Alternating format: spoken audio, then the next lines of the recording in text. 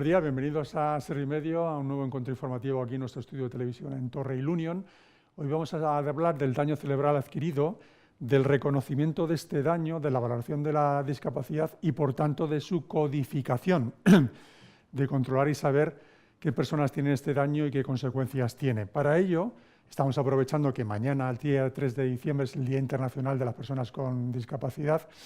Vamos a aprovechar también para presentar hoy un estudio muy interesante sobre la realidad de la detención, que no es tan grande, sino que denominan una infradetección, porque seguramente habrá más personas que tengan daño cerebral de las que están incluidas dentro de la estadística del INE, de su incidencia, de la prevalencia de este daño y de sus consecuencias. Como digo, hoy vamos a establecer en primicia aquí este estudio, un estudio relevante que va a incluir estadísticas, barreras conceptuales e institucionales, incluso en algún momento determinado, ¿no? Tenemos aquí a 4 personas con nosotros que nos van a contar no solo el estudio, sino la situación del daño cerebral en España, incluso alguna persona que tiene daño cerebral. Y empiezo por Paco Quiles Guerola, que es miembro de la Junta Directiva de Daño Cerebral de España. Buenos días. Hola, buenos días. También tenemos a nosotros de manera telemática a Javier Zugasti Moriones. Buenos días, Javier. Hola, buenos días. Javier es médico valorador en la Agencia de Navarra de Autonomía y Desarrollo de las Personas.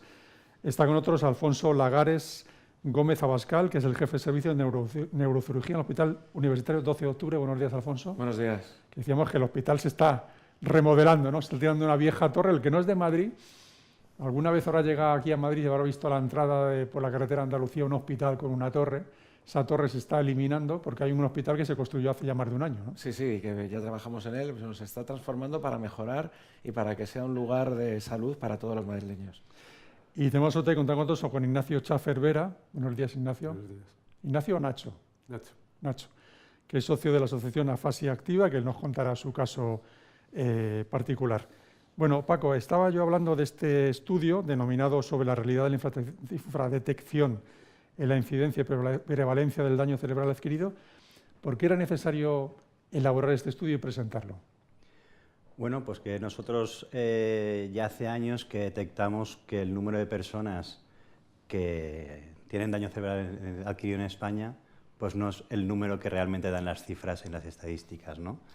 Todo esto es como consecuencia de que las personas, cuando salen del hospital, donde han estado ingresadas, muchas veces no saben exactamente que lo que tienen es un daño cerebral adquirido, que serían las secuelas que ha originado la causa por la que han entrado al hospital, ¿no? ¿Por qué se debe esto? Bueno, nosotros llevamos ya años trabajando en la idea de que es importante la codificación del daño cerebral adquirido a través de la clasificación internacional de enfermedades, la CIE, pero desgraciadamente a día de hoy esto no existe.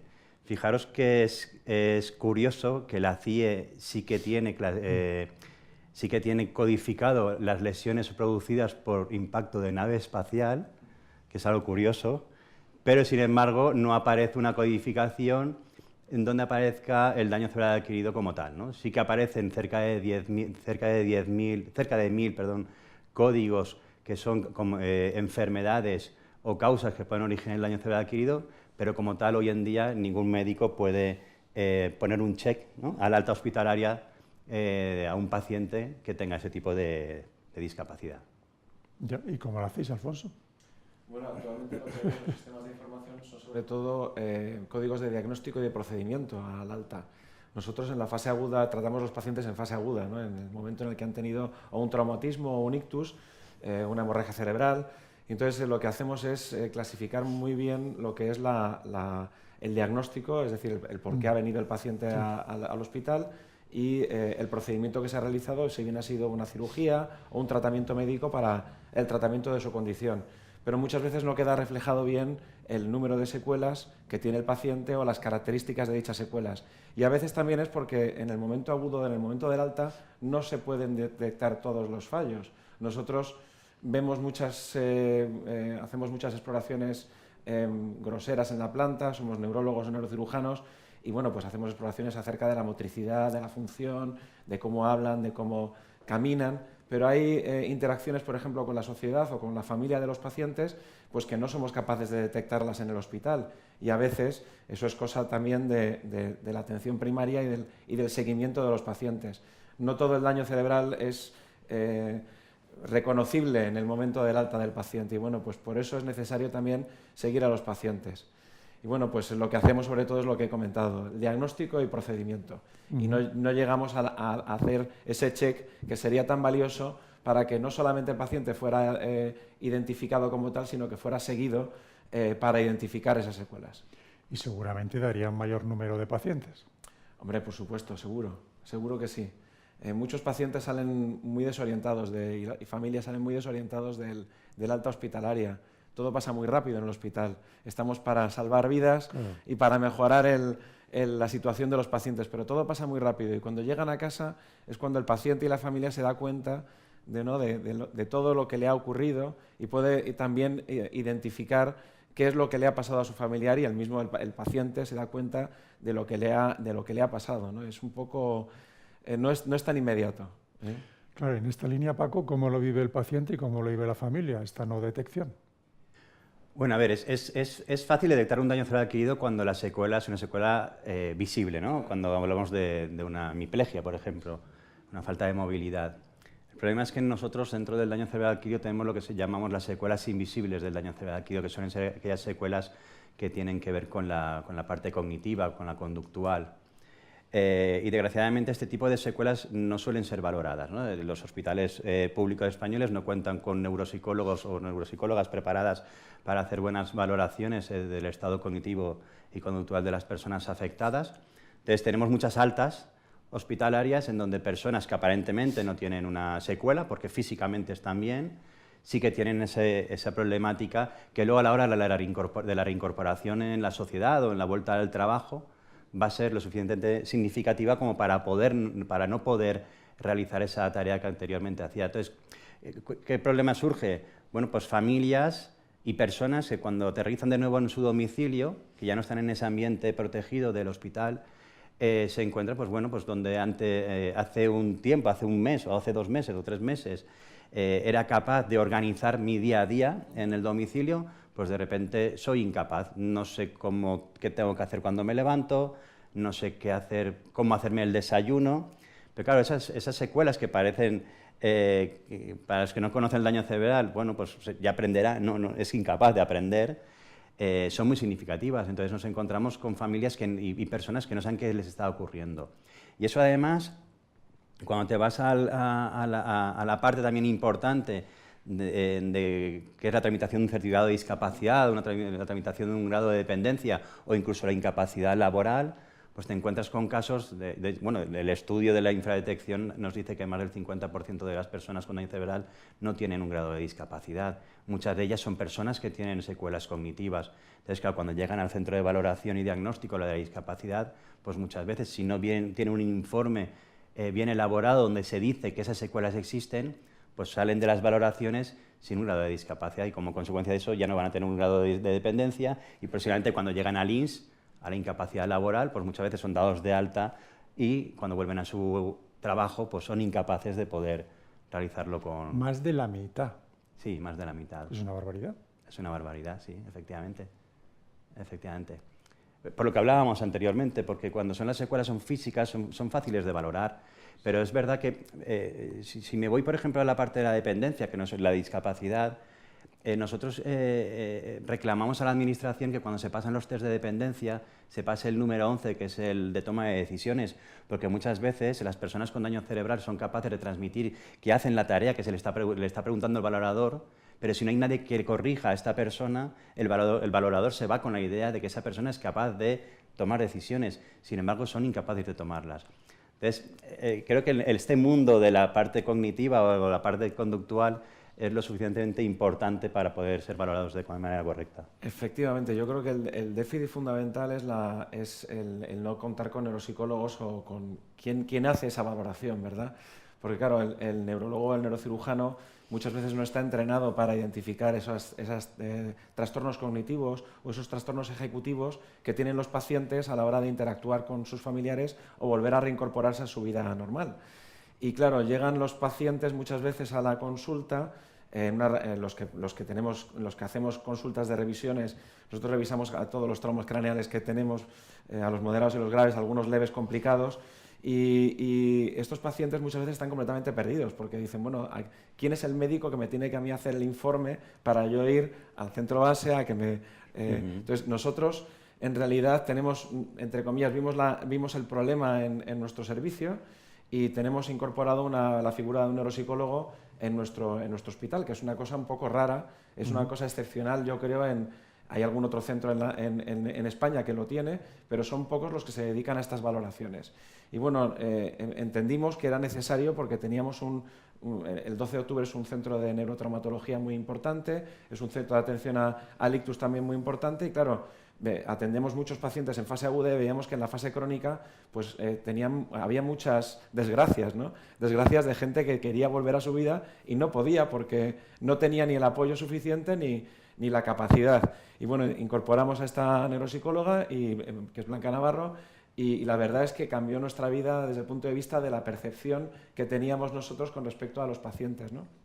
Y yo creo que entendimos que era necesario que hubiera una persona que juzgara o que hiciera algún tipo de exploración, aunque no es la exploración perfecta, porque también ya está muy demandada, pero sí que es capaz de detectar y de identificar pues, trastornos y hacer unos informes que son muy útiles para los pacientes que lo necesitan, porque en el fondo son pacientes que bueno, pues han tenido suficiente desgracia con tener el daño como para encima no tener la capacidad para reclamar pues las ayudas que necesitan, ¿eh? Claro, es que además para reclamar ayudas o para reclamar recursos sanitarios tienes que tener información, ¿no? Efectivamente. Entonces, si no la tienes...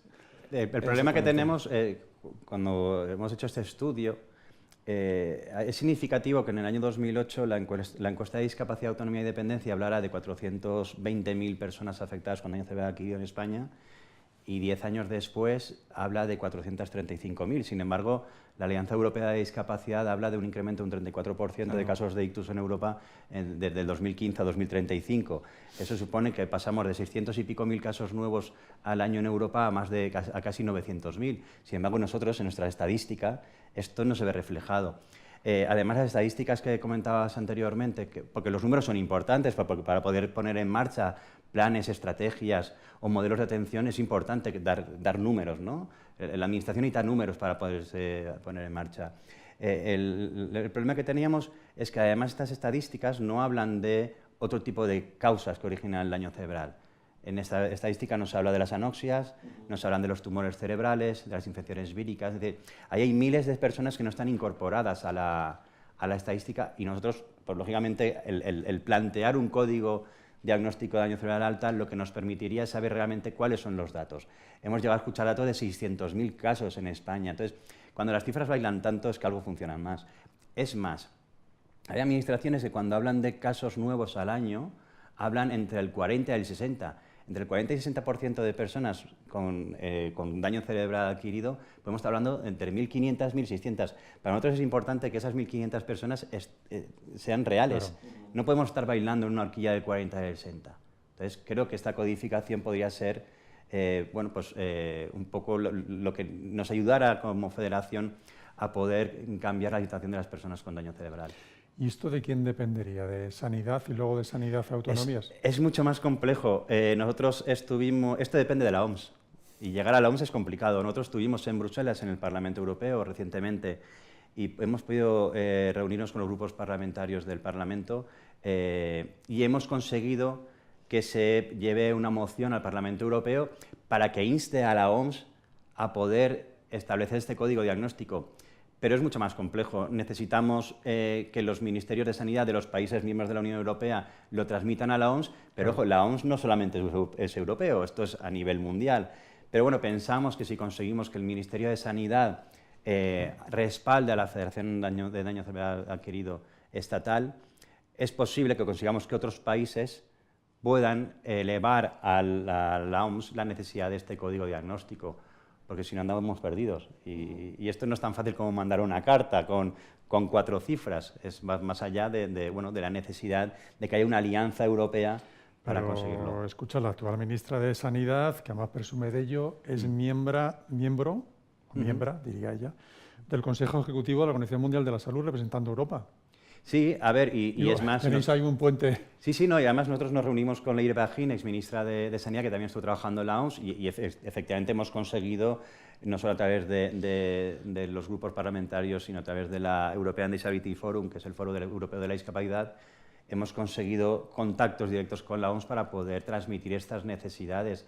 La cuestión es que no solamente es una cuestión de que España demande a la OMS la codificación en el CIE 11, que porque ahora estamos, España sigue utilizando el CIE 10, pero hay otros países europeos que están con el 11, pero no puede ser que solamente... Perdona, explícanos qué es eso del CIE.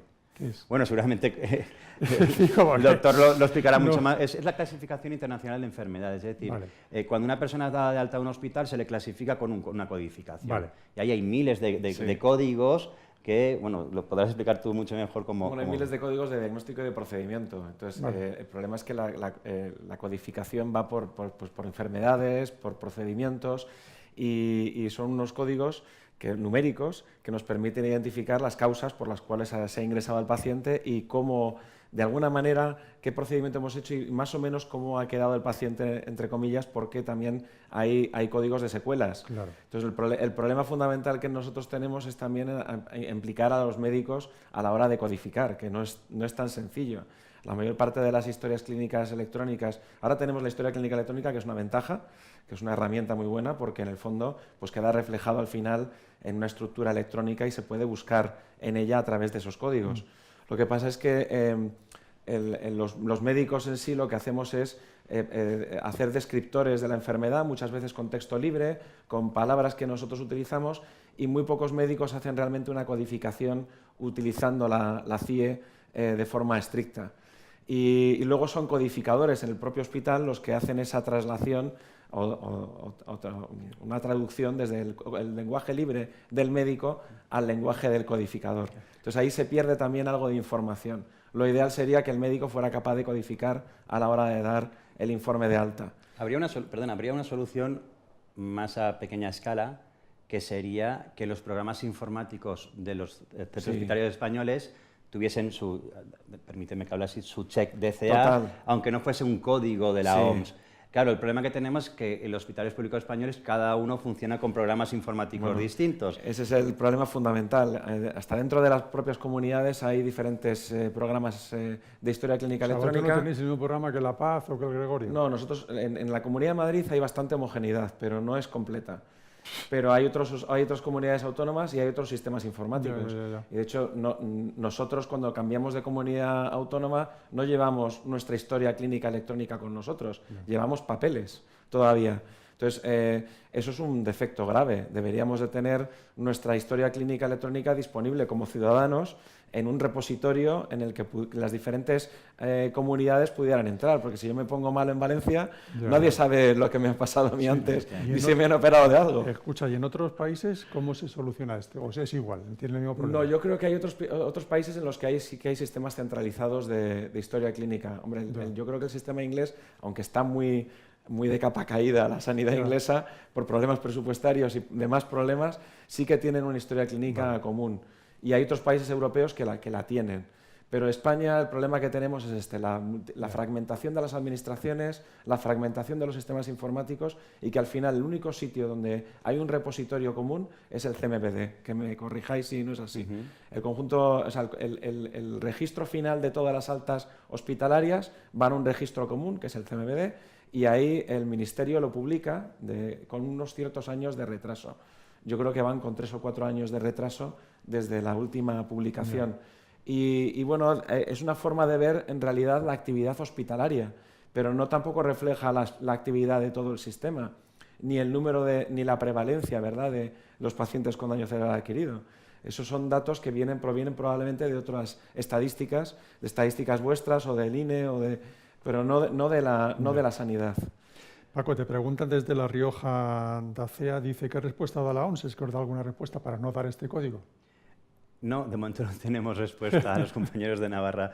De una buena pregunta. De momento no tenemos respuesta porque entendemos que esto hace un par de meses que visitamos el Parlamento Europeo y que empezamos a iniciarlo, pero supongo que esto es más complejo que no solamente mandar un correo electrónico y que nos responda una persona de un despacho.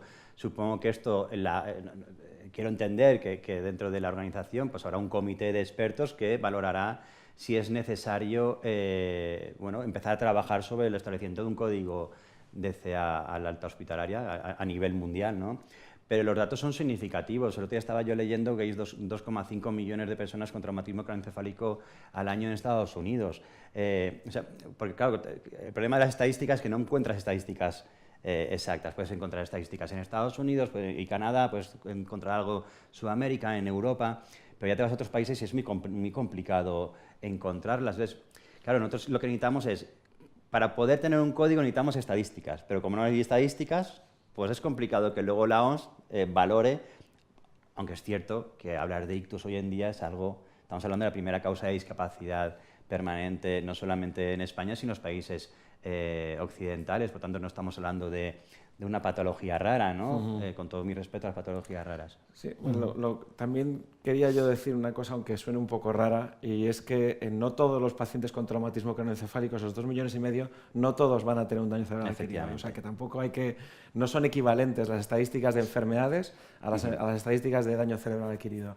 En el ictus, pues pasa un poco lo mismo. Se ha mejorado tanto la atención al ictus, pues, por ejemplo, en esta comunidad, y pues en la de Cataluña, en la que hay unos sistemas de ictus, de atención al ictus tan rápidos y tan modernizados que actualmente yo creo que si alguien tiene un ictus, lo normal es que se consiga que no haya una secuela grande. Probablemente hay algún déficit cognitivo en todos ellos, pero bueno, hay que intentar también reconocer el daño cerebral adquirido, pero no medicalizar a todo el mundo. También hay que intentar que todo el mundo se reincorpore. Y un poco ahí sí que sería muy interesante el código, también para plantear estrategias de rehabilitación y de reincorporación a los pacientes. Porque claro, el problema fundamental es que muchos de estos pacientes no llegan a una rehabilitación de forma adecuada porque no son remitidos de forma adecuada desde la alta hospitalaria. Ya. Y luego preguntaba, Alfonso, para tener más información, ¿cómo os coordináis entre los diferentes departamentos, neurocirugía, rehabilitación, atención primaria, para tratar la situación de daño cerebral? Esto es un problema también. Depende del centro, o sea, cada uno tiene una receta. Y eso es un poco el problema, ¿no? El problema es la inequidad del sistema porque cada uno intenta hacer lo mejor posible y no tenemos tampoco una comunicación exacta.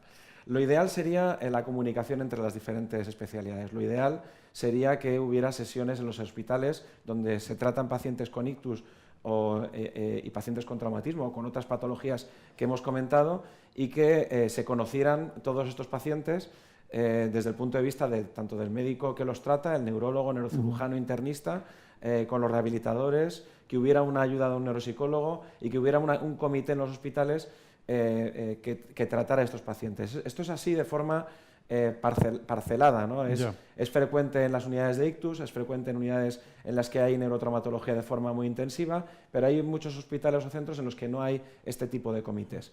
Entonces, esa primera etapa es muy importante. Y la segunda etapa es la etapa del alta. Es decir, una cosa es la terapia rehabilitadora intrahospitalaria, que debe ser lo más precoz posible e intentar mejorar al paciente lo más precoz, pero ahí se tratan sobre todo pues, las hemiparesias, los trastornos de la devolución, se inicia a tratar los trastornos del lenguaje, pero la cuestión cognitiva queda muchas veces muy relegada al alta posterior. Después debe haber una buena transmisión de la información desde el alta hospitalaria al centro pues hospitalario o sanitario que va a realizar la rehabilitación posterior o el centro de comunidad que vaya a realizar la rehabilitación posterior. Y ahí es muy importante que los informes estén bien hechos. Volvemos a la codificación. Sí, pero al final... Alfonso, yo creo que ahí estamos ahora en una oportunidad, porque ahora estamos trabajando las administraciones autonómicas con los planes de atención al ictus. Sí. Nosotros, por ejemplo, en la Comunidad Valenciana estamos trabajando codo con codo con la Consellería de Sanidad y me consta que la Federación Andaluza también con la suya. Creo que ahora es el momento en este plan de actuación del ictus empezar a introducir esos protocolos de atención a las personas que han sufrido un ictus y que van a sufrir un daño cerebral desde el ingreso hasta lo que se llamaríamos la transición a la alta hospitalaria, ¿no? Y más allá de la alta hospitalaria. Creo que es un momento clave, porque todas las comunidades autónomas están trabajando ahora en sus planes de atención al ictus. Y ahí se puede introducir la atención a la familia, clave fundamental para poder atender bien a su familiar afectado. Se pueden establecer cuáles son los protocolos que se vayan a llevar a cabo, porque es complicado entender por qué unos pacientes son derivados a clínicas especializadas de neuroorientación y otros no, por qué unos hospitales derivan más y otros no, por qué unos médicos derivan y otros no. Eso también es una de las quejas que tiene el colectivo, porque hay personas que son derivadas y otras no, porque no acaba de quedar claro cuáles son los motivos de derivación hospitalaria cuando estamos hablando ya no solamente a unidades especializadas privadas de neuroorientación, sino a los propios servicios de neuroorientación de los hospitales públicos. Sí, yo creo que con estos planes de actuación del ictus creo que tenemos una oportunidad. Completamente de acuerdo. Eso que has comentado es lo que yo estaba diciendo de inequidad, ¿no? Depende del médico con el que estés o depende del servicio o el hospital en el que estés. O del código postal donde vivas. Hay mayor sensibilidad con respecto a este problema o menor sensibilidad porque están los pobres haciendo un trabajo que están sobrepasados. Así, yo creo que todos los médicos tenemos sensibilidad, pero probablemente no haya una buena educación o una buena cultura. Entonces, el momento ideal es lo que se ha comentado, lo que tú has comentado, el momento de aplicar estos protocolos, que al principio los protocolos de atención al ictus estaban muy basados en solucionar la fase aguda y ahora que la fase aguda está muy bien trabada, está muy bien organizada, pues es el momento de pasar ya de una vez a organizar bien la fase, como tú has comentado, de la rehabilitación. No solamente dentro del hospital, fuera del hospital, el momento de transición.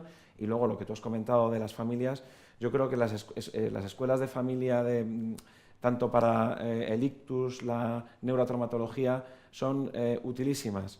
La experiencia nuestra, que es muy pequeñita y muy modesta, nosotros también introducimos una escuela de familias para los pacientes traumatizados y los pacientes, pues todos los de daño cerebral adquirido en nuestro servicio, que son muchos, tumores, trauma, hemorragia. Y bueno, yo creo que las experiencias han sido súper positivas en el sentido de que, claro, las familias muchas veces tienen mucha angustia en el momento inicial porque no saben qué le pasa a su familiar, cómo va a quedar, qué necesidades van a tener en el domicilio.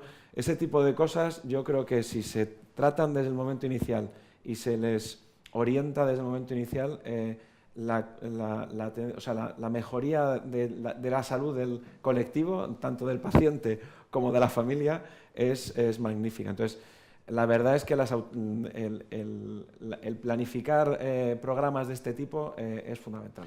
Y una pregunta, Alfonso, ya que te tenemos y tú eres un jefe de servicio, ¿hay avances a nivel clínico, a nivel de investigación?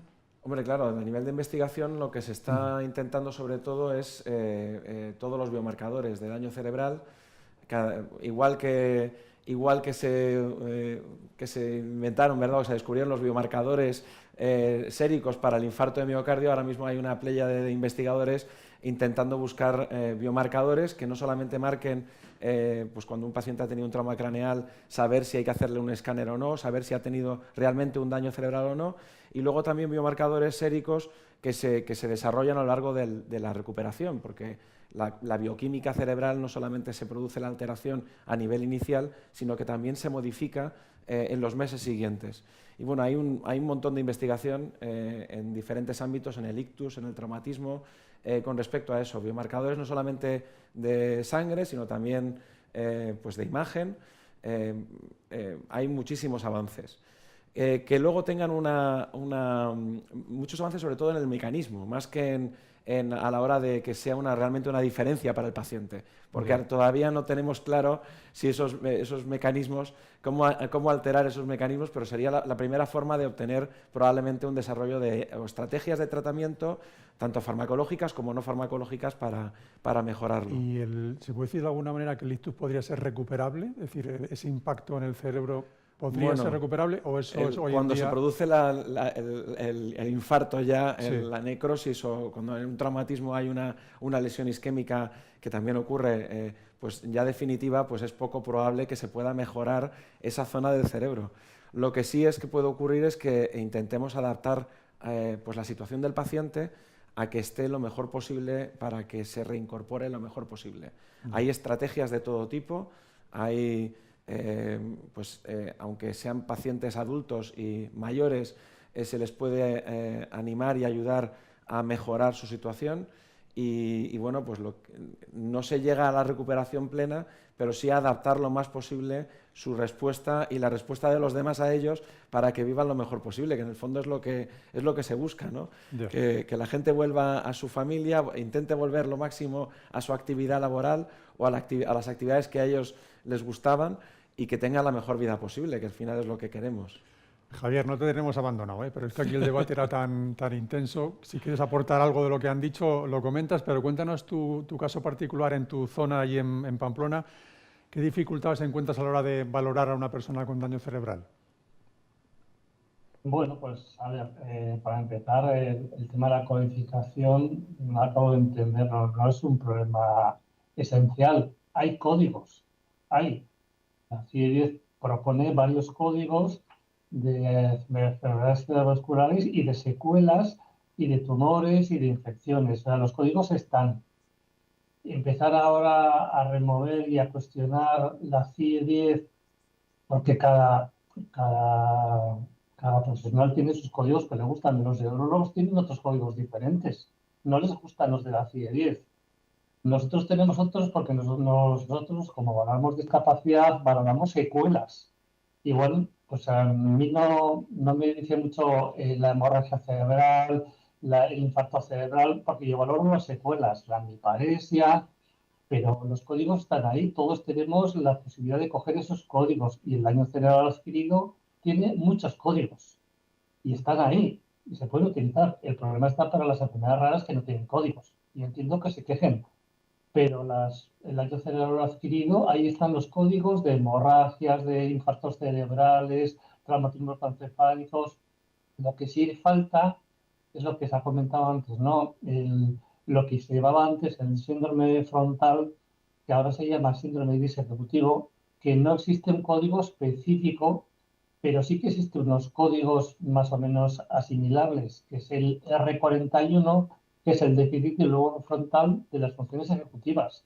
O está también el F07, que es trastorno de personalidad, comportamiento por afección fisiológica. O sea que los códigos están.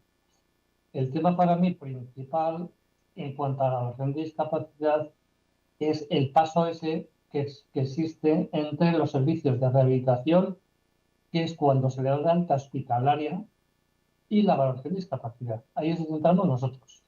Anteriormente están los neurólogos, en la unidad de electos, que se ha creado en casi todos los sitios, los neurocirujanos, que son impresionantes los trabajos que hacen para evitar las secuelas. Una vez que está pasado la fase aguda, pasamos al servicio de neurorehabilitación.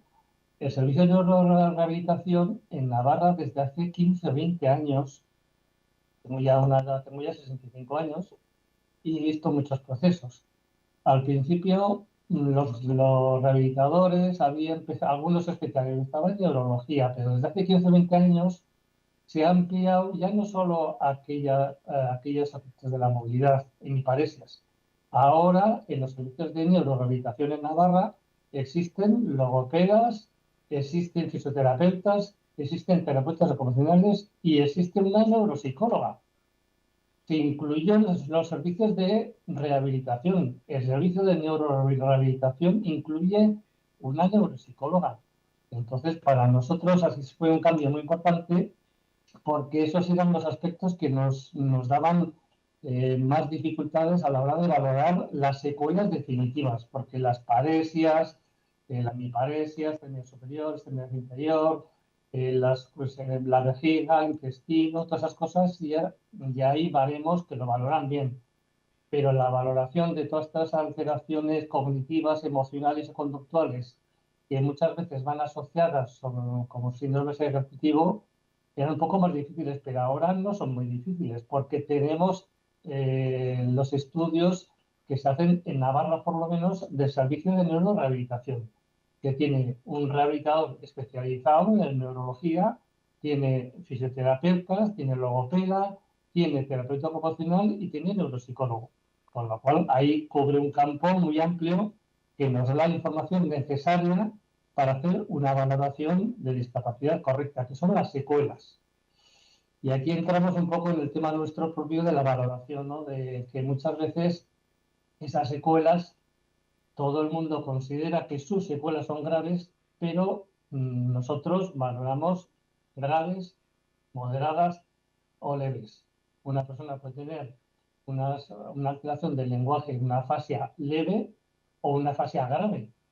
Y ahí entramos la valoración. No todas las paresias son graves, no todas las afasias son graves, no todos los trastornos cognitivos son graves, y ahí entramos un poco en la queja muchas veces de los usuarios, ¿no? Que ellos consideran, por el impacto que tiene un daño cerebral adquirido en su vida, consideran que la repercusión es grave, y nosotros, bueno, nuestra función es valorar esa gravedad. Puede ser desde gravedad leve, gravedad moderada o gravedad importante. Pero yo no veo que haya dificultades especiales, porque yo creo que la mayoría de enfermedades cerebrovasculares o de daño cerebral están bien tratadas por los neurólogos. Los neurólogos son bien conocedores de las repercusiones que tienen las enfermedades neurológicas. De hecho, nosotros hemos hecho varias sesiones de valoración de discapacidad con neurólogos y con rehabilitadores. Son los únicos colectivos que nos han solicitado a nosotros que les expliquemos la valoración de discapacidad. ¿Por qué? Porque ellos saben la importancia que tiene dentro de sus especialidades, tanto la rehabilitación como la neurología, las repercusiones que tiene la discapacidad y la frecuencia que tiene la discapacidad y la dependencia en sus colectivos.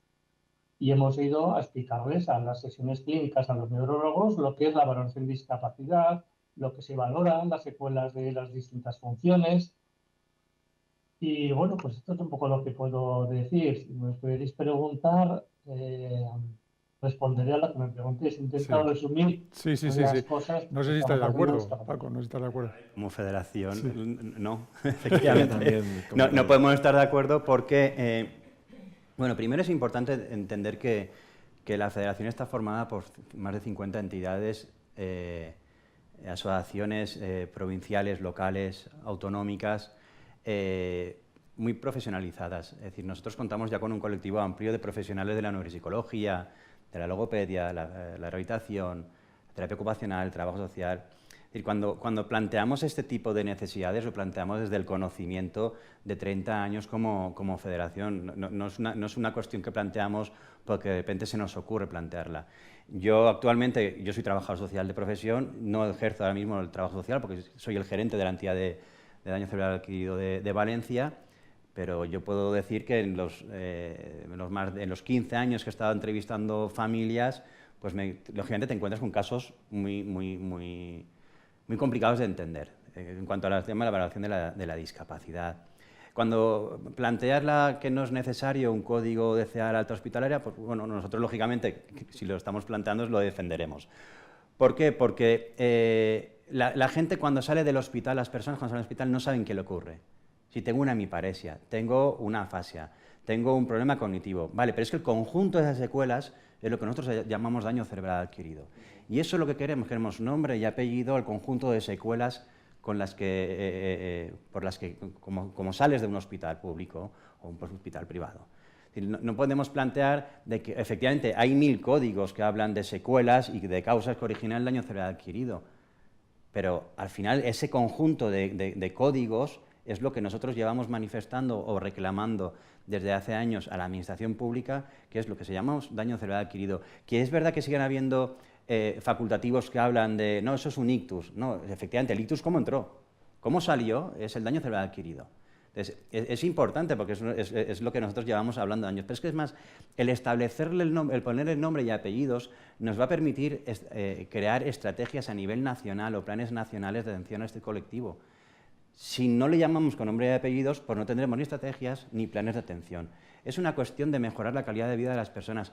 Efectivamente, todo ha ido mejorando, cada vez hay mejores valoraciones, tanto la discapacidad como la dependencia, pero seguimos encontrándonos en situaciones en donde se entiende que un problema de movilidad en brazo izquierdo y un problema a nivel cognitivo, de problema leve de memoria, no es tan significativo como para no poder tener un grado de discapacidad importante para que esa persona pueda tener los recursos o las prestaciones necesarias para poder tener una vida digna. Alfonso, ¿tú quieres añadir algo? Yo quería añadir que, bueno, que tienes razón en cuanto a lo que los códigos, pues que lo que yo decía, ¿no? Que nosotros lo que hacemos es poner códigos de diagnóstico y procedimiento. Muchas veces las de las secuelas quedan bastante incompletas, porque nuestro alta, a nosotros lo que nos mueve a la hora de hacer el informe de alta es clasificar al paciente con respecto al diagnóstico de la enfermedad, por qué ha venido, la causa del daño cerebral y luego el procedimiento que hemos hecho. Las secuelas quedan un poco, muchas veces, también reflejadas en la exploración final, pero no quedan como un código diagnóstico. Entonces, el paciente le sería muy útil pues tener una pestaña, lo que decíamos, y clasificarlo realmente como daño cerebral adquirido, si es que realmente lo tiene. Y luego, con respecto a las situaciones, pues lo que yo decía, yo en mi casa, es decir, en el 12 de octubre, pues la cosa está muy bien, porque tenemos un neuropsicólogo, reconocemos a los pacientes, les hacemos informes de transición para cuando salen del hospital, vayan a un centro de rehabilitación, pero es una situación particular del 12 de octubre. Conozco, como conoces tú, un montón de pacientes que no han tenido esa misma actitud y conozco centros hospitalarios dentro de la comunidad y fuera de la comunidad que no trabajan de esa manera porque no disponen del recurso. Entonces, simplemente que sería muy útil que todos tuviéramos los mismos recursos. Claro, pero además, perdona, es decir, y ya no solamente para las familias, las trabajadoras sociales sí. acaban derivando a las personas que son dadas de alta del hospital, necesitan saber que es un daño cerebral adquirido porque hay recursos especializados en daño cerebral adquirido. Tenemos el CEADA como un centro de referencia, tenemos centros de atención al daño cerebral, tenemos residencias, tenemos viviendas, y tenemos una cartera de recursos especializados en daño cerebral con los profesionales adecuados para la atención de ese tipo de persona.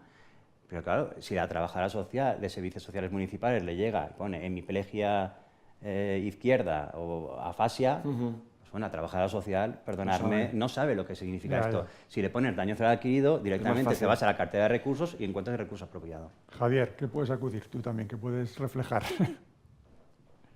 Bueno, pues yo por lo que veo mucha diferencia en tiempo, y eso me extraña, porque lo que aquí en Navarra tenemos la unidad de neurorehabilitación desde hace 15 o 20 años. O sea, no estoy hablando de hace 3 o 4 años.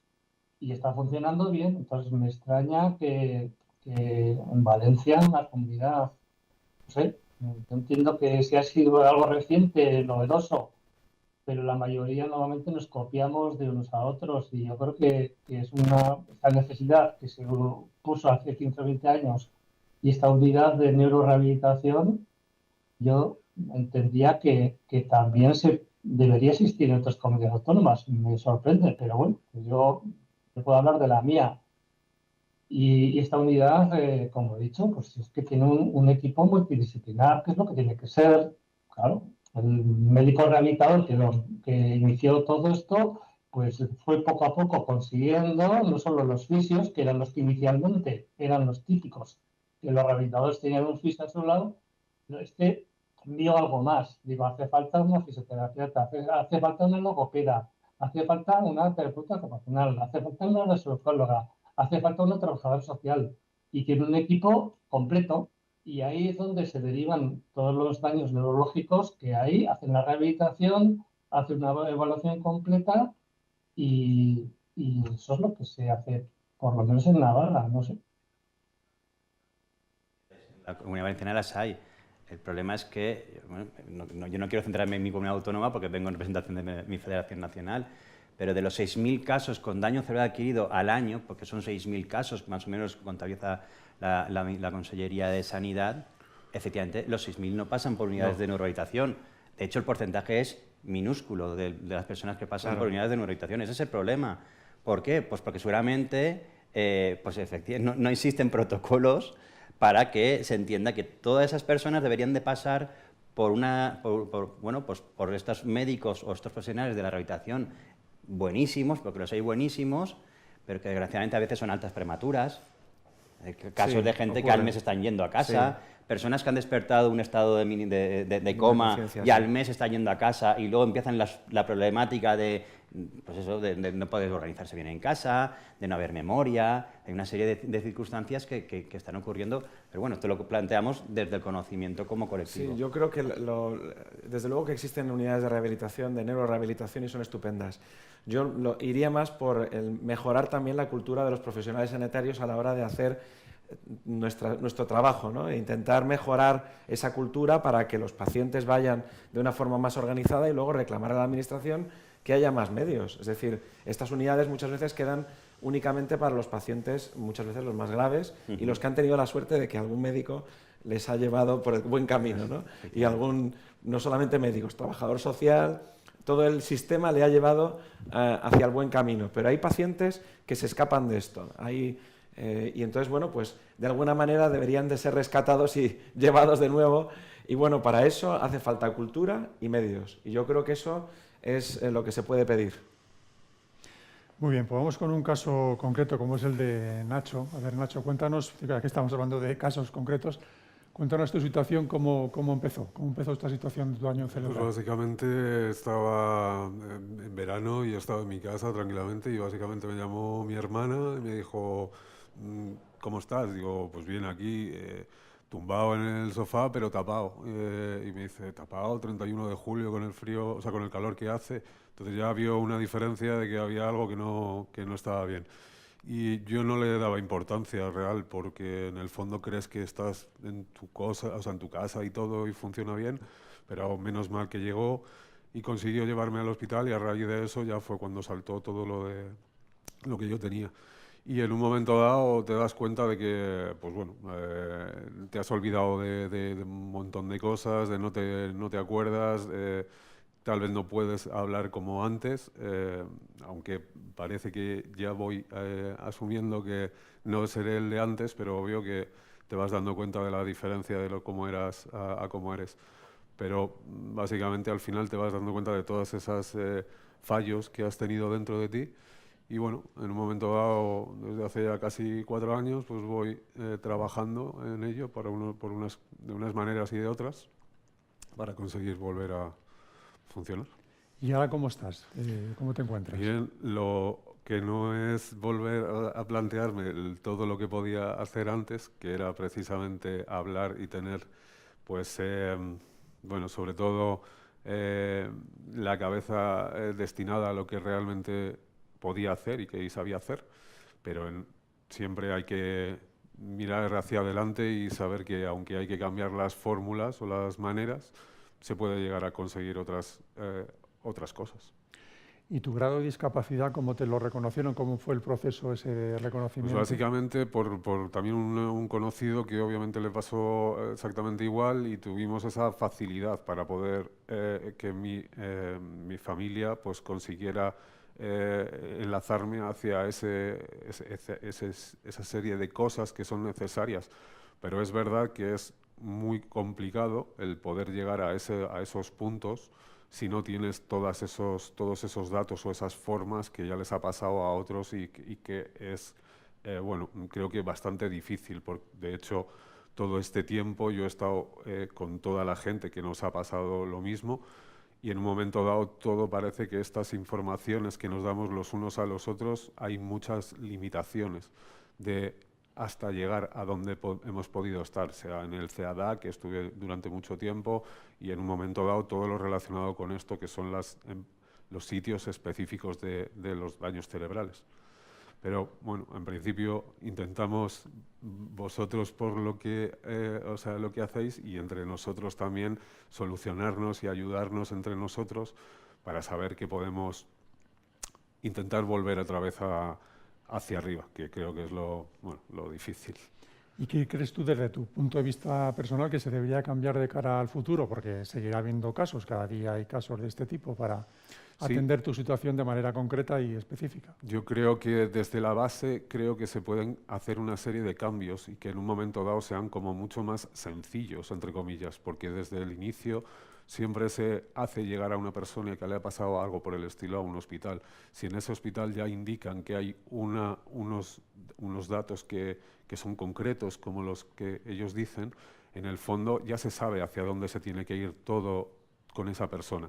Y eso creo que es el problema que existe para, después de haber conocido a mucha gente que le ha pasado lo mismo, entre nosotros, aunque no hablamos igual que todos vosotros, nos podemos decir que es todas esas necesidades y cosas posibles que se pueden realizar o que se pueden llegar de una manera más sencilla, que es haciendo las cosas como más directas. Pues sí, obvio, cada persona es un poco diferente por lo que le ha podido pasar de enfermedad, pero en el fondo solo nosotros nos podremos dar cuenta de realmente lo que éramos antes y lo que somos ahora. Pero es básicamente lo que podemos llegar a intentar volver a funcionar. Y en tu caso concreto, ¿conoces alguna otra persona que haya tenido daño cerebral también? Sí, muchos. De hecho, obvio, por conocido mío, es una persona muy cercana que le pasó exactamente lo mismo que a mí, y obviamente por ella también he tenido la posibilidad y la facilidad para poder acceder a todos los sitios relacionados con todo esto, que son de daños cerebrales. Claro. Javier, ¿qué te parece el testimonio de Nacho? ¿Refleja un poco la realidad que también vivís allí en Navarra? Y bueno, pues la realidad es que la valoración a veces es difícil de entender desde fuera, porque, por ejemplo, el tema de la fase que he dicho antes, una persona con una fase completa, una fase de expresión, por ejemplo, una falta de lenguaje, es un 35% de discapacidad. Una persona con una que tiene falta de lenguaje, una persona con una sordera, lo que era antes, una persona con sordera que luego era muda, eso es un 35%. O sea, una mudez completa. Con lo cual, una limitación en el lenguaje, una limitación en la comunicación para llegar a un 33% tiene que estar muy limitado. Tiene que ser una afectación grave del lenguaje. Entonces, lo que vemos es que muchas veces hay quejas por parte de los usuarios que con trastornos del lenguaje leves, con hemiparesias leves, ya ellos consideran que tienen el 33%, pero porque la normativa en España está en el 33%. Si fuera el 20 sería el 20, si fuera el 15 es el 15. Y muchas veces las personas no entienden que entre el 0 y el 33 hay un 5, hay un 15 y hay un 20%. Y estas personas en la actualidad no tienen el sistema de protección de las personas con discapacidad, que ahora para tener discapacidad hace falta el 33%. Y tenemos muchos problemas porque las personas creen que no se valora bien su enfermedad y sus secuelas porque no llegan al 33%, pero nosotros decimos, hombre, pues sí, le hemos valorado con un 10, un 15 o un 20 o un 25%, pero según la normativa no llega al 33%. Estas son muchas de las quejas que estamos recibiendo nosotros diariamente, que consideran que estos baremos pues, que no son adecuados, hombre, son adecuados pues porque van de 0 a 100. Hay un 0%, un 5%, un 20%, un 40%, un 50%, un 70%, en función de las secuelas que tiene esta persona. Y bueno, pues a cada persona hay que valorarle en su situación. Sobre todo en enfermedades neurológicas, como el cerebro es la parte central del organismo, las deficiencias por lesiones en el cerebro pueden afectar a muchas funciones, muchas, muchas. Y para eso están los baremos. Dependiendo un poco de las funciones y la gravedad de la repercusión, pues hay unos baremos que te aplican y te dan un grado de discapacidad en función de esas consecuencias. Y yo creo que eso es un poco lo que estamos recibiendo todos los días, ¿no? Esas quejas de aquel que no llega al 33%, que cree que no, estos baremos no están bien. Bueno, los baremos son los que son y valoran de 0 a 100, el 0, el 5, el 15, el 20, el 30, el 40, el 50, el 60, y eso es lo que puedo comentar, que es un poco nuestro trabajo diario. ¿Vosotros también lo veis igual? Sí, a ver, el problema es que para que una persona pueda recibir algún tipo de prestación con un certificado, con un grado de discapacidad, o tienes una discapacidad psíquica a partir del 33, que es cuando se considera discapacidad, o más de un 65% si tienes discapacidad física. En este caso, Nacho va a necesitar de una terapia continuada en el tiempo, seguramente toda la vida va a necesitar una logopeda. Le podríamos facilitar la vida siendo más económica para él. Sin embargo, no llegar al 65%, porque es lo establecido en el baremo, pues no va a poder ser beneficiario de una serie de prestaciones pues que le pueden ahorrar muchas cosas, ¿no? Dinero para luego poder gastárselo en sus terapias de logopedia. Y es más, llega un punto en el que las personas que nos ha pasado esto, parece como yo ahora estoy hablando, y parece que yo ya me he recuperado, pero yo me he dedicado toda mi vida a hablar y sobre todo eso no puedo hacerlo. No significa que yo esté pidiendo más o menos. Lo que pasa es que las personas que yo veo ahora no me conocen como yo era antes. Esa es la diferencia que veo en todos compañeros que hemos estado en estos sitios.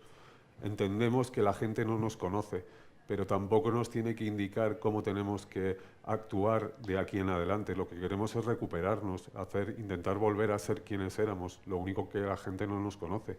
Y lo único sí que podemos entre nosotros ayudarnos para hacer ver qué es lo que nos ha pasado y cómo lo podemos intentar arreglar o recuperar.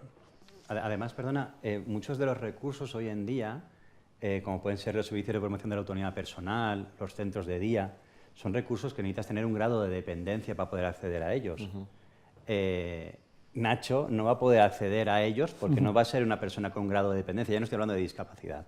¿De acuerdo? Entonces, Nacho puede estar yendo a una neuropsicóloga o un neuropsicólogo o a un logopeda de por vida porque lo va a necesitar para evitar que haya un empeoramiento o un retroceso de lo que ha recuperado. Eso supone un coste. Una neuropsicóloga, yo hablo de neuropsicóloga porque mis compañeras son todas neuropsicólogas.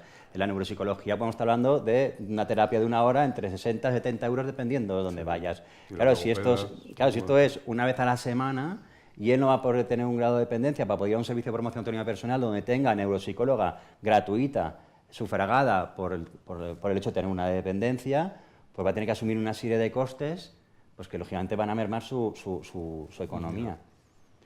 Alfonso, ¿qué te parece este testimonio? Bueno, este testimonio, la verdad es que habla muy bien. Entonces, claro, eso a lo mejor es un al final dices... ¿No ha pasado por tus manos? No. Me he recuperado, pero en el fondo esta recuperación, al no ser completa, es un poco una faena, porque no consigo llegar a ninguna ayuda, ¿no? Estás un poco en la tierra de nadie. En el limbo. Yo tengo amigos así también y conocidos que están aparentemente bien y sin embargo pues no son como eran antes. Claro. Y ese es el problema fundamental. ¿Tú en qué trabajabas? Yo era autónomo, tenía mis empresas y básicamente la mayoría era sobre todo para poder con mi voz hablar y trasladar lo que yo he conocido y he sabido siempre. ¿Y ahora estás trabajando o no? No, ahora realmente desde que me pasó, lo que estoy en ese proceso de volver otra vez a hablar, que básicamente creo que es lo básico necesario, y luego ya enlazar mi cambio de vida para tal vez cambiar también maneras de las que he tenido anteriormente. Bueno, lo que el sistema debería de intentar es ayudarte lo más posible para que te recuperaras y volvieras a trabajar, aunque no fuera en lo mismo, porque aunque no fuera en lo mismo en lo que tú trabajabas. Te soy sincero que loco estoy de volver a hacer, pero porque me he dedicado toda mi vida con mis negocios y mis empresas a funcionar y ahora lo único que tengo claro es que quiero hacerlo bien. Y claro, eres un ejemplo un poco diferente porque tienes un alto nivel cultural de entrada, o sea, no eras ¿sabes lo que te quiero decir? ¿No? O sea, que muchas de las personas que tienen daño cerebral no tienen tu nivel intelectual previo. Sí, con lo cual, eso y su nivel familiar o sociológico es todavía es peor que tú tenías. Lo bueno, da igual de la manera que yo lo vea, es que coincidimos mucha gente relacionada con el mismo problema y nos damos cuenta de lo que quiero decir es que tú tienes más herramientas todavía. O sea, que en el fondo, que eres un... yo te lo agradezco que me digas esas cosas. Estás muy bien. Pero la gran mayoría de la gente que tiene daño cerebral, o por lo menos lo que yo veo, es que además no tiene un soporte sociológico, bueno, entonces, o educativo previo. Entonces, esto en realidad es un drama para muchas familias. Y es algo que te decía, juntarnos gente que nos ha pasado lo mismo para poder hacernos ver muchas cosas de las que no recibimos por otras partes, pero en el fondo pues nos echamos... El problema es que, de hecho, una de las cosas que reclamamos como federación es esa coordinación sociosanitaria. Es decir, nosotros pensamos que una persona cuando es dada de alta de un hospital no puede salir del sistema sanitario para entrar en el sistema de los servicios sociales exclusivamente. Es decir, debería haber una continuidad, igual que otras patologías que existe una continuidad en el tratamiento médico. ¿Por qué las personas con daño cerebral, una vez son dados de alta, se acabó la atención sanitaria y pasan a los servicios sociales? Es decir, otras patologías lo tienen, patologías neurodegenerativas, otro tipo de patologías neurológicas. Entonces, una de las cosas que también reclamamos como federación es que exista ese espacio sociosanitario para que la persona con daño cerebral nunca salga del sistema sanitario. Bueno, que salga de la mejor forma posible, Efectivamente. reincorporándose a la sociedad lo mejor Efectivamente. posible. Entonces eso debería ser un fin Sí, en pero sí que exista mismo. siempre esa continuidad, ¿no? Sí, Que sí, exista sí, siempre totalmente esas de acuerdo. revisiones, ese mantenimiento Totalmente de acuerdo. terapéutico. Pues aquí lo tenemos que dejar. Hay 2 comentarios más que os quiero leer, en este caso de Alicia Rodríguez, de Castilla-La Mancha. Dice que también cuenta con una unidad específica de daño cerebral, incluida el Servicio Público Sanitario de las SCAM. Y La Rioja también vuelve a comentar que ahí también existe un servicio de neurorehabilitación, pero no existe la figura del neuropsicólogo para tratar el síndrome. O sea que ahí tenéis un privilegio en el 12 de octubre. Aquí cada hospital y cada Bueno, provincia es un mundo. Lo mejor sería que la cultura permeara y que Ya. hubiera más unidades de neurorehabilitación, más neuropsicólogos, que los protocolos se hicieran de forma consensuada, que fueran parecidos en todo el territorio nacional, que realmente las comunidades hablaran entre sí y fuéramos todos en una misma dirección, que al final es lo que se pide. Claro.